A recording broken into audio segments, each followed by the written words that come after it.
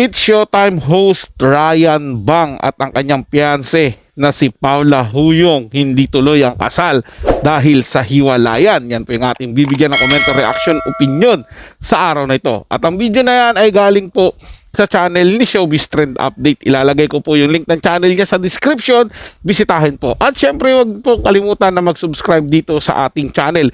Isang like, share at subscribe po. Napakalaking bagay po niyan dito sa ating channel. At maraming salamat po in advance. Kaya naman huwag na natin patagalin to. Simulan na po natin ang ating reaction video sa araw na to, mga tagapanood. Let's do this! Welcome back sa aking channel. It's Showtime host Ryan Bang at fiancé na si Paula Huyong hiwalay na. Engagement photos nila sa kanilang social media account deleted na. Panuurin at pakinggan ang buong detalye.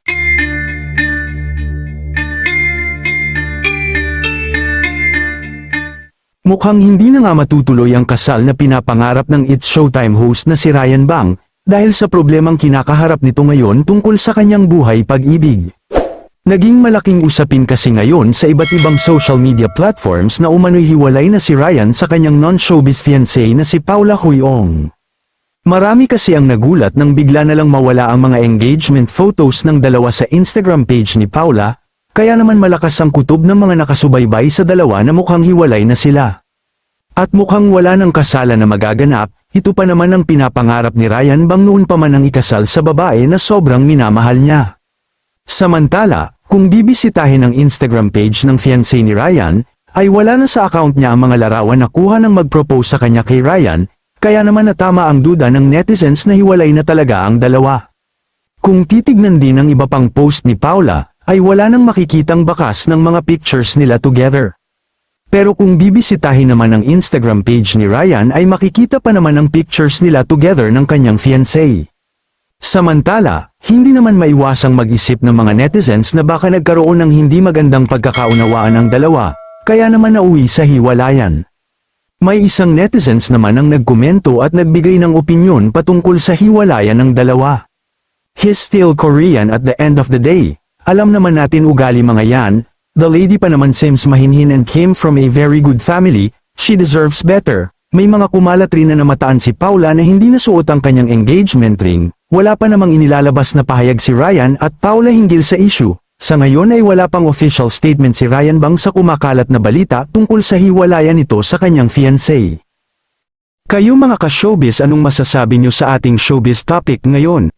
Grabe naman yung komento na yun. Ano naman kung Koreano si Ryan Bang? Ibig ba sabihin nun dahil Korean siya at yung babae Pilipina, bawal nang mag-ibigan? Meron akong kakilala mga tagapanood. Kumpare ko yung ate ng kumpare ko.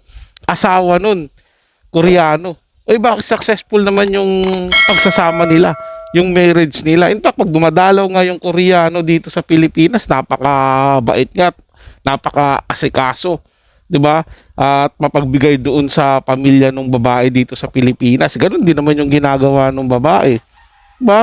Hindi depende naman 'yan mga tagapanood sa kanilang dalawa. Ano man ang culture ng Koreano, ano culture ng Pilipinas, kaya naman nilang i-adapt 'yun sa isa't isa. Kaya nilang ituro 'yun sa kada isa sa kanila kung talagang tunay silang nagmamahalan. Medyo ano rin, hindi pa naman natin alam mga tagapanood kung ano talaga yung buong kwento.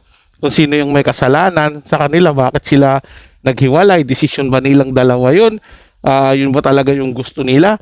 Kasi kung pagtitingnan natin, babasihan natin yung mga pagdidelete ng mga post, nakita po natin na yung babae lang po yung nag-delete ng mga post nila about doon sa engagement nila. Si Ryan Bang, wala naman.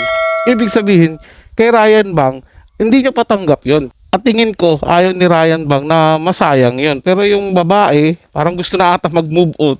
Dinilit niya na agad lahat para wala nang bakas, wala na siyang maiwan na memory about doon sa engagement nila. So parang pinapakita niya na wala na, ayaw ko na, finish na. Hindi po ba mga tagapanood? Meron po kasing video ko isang napanood at ang title ng video, actually hindi ko pa naman siya napapanood talaga, pero gagawin ko rin ng reaction yon. Ang title kasi noon, third party ang dahilan ng hiwalayan ni Ryan Bang at saka nitong fiancé niya. Ngayon mga tagapanood, nakakatuwa lang, para sa akin medyo natatawa lang po ako mga tagapanood, kasi kung third party nga at yung babae yung nagloko, Aba, lahat ata ng nakilala kong Paula, sorry sa mga pangalang Paula, lahat ata ng nakilala kong Paula, kaliwete. Joke lang po yun mga tagapanood Siguro nagkataon lang. Bahala na po kayo. Basta akin biro lang po mga tagapanood. So yun lang po mga tagapanood. Ito'y comment at opinion lamang. Wala pong personalan. Paalam po at mabuhay po kayong lahat. Maraming salamat po sa inyong panonood.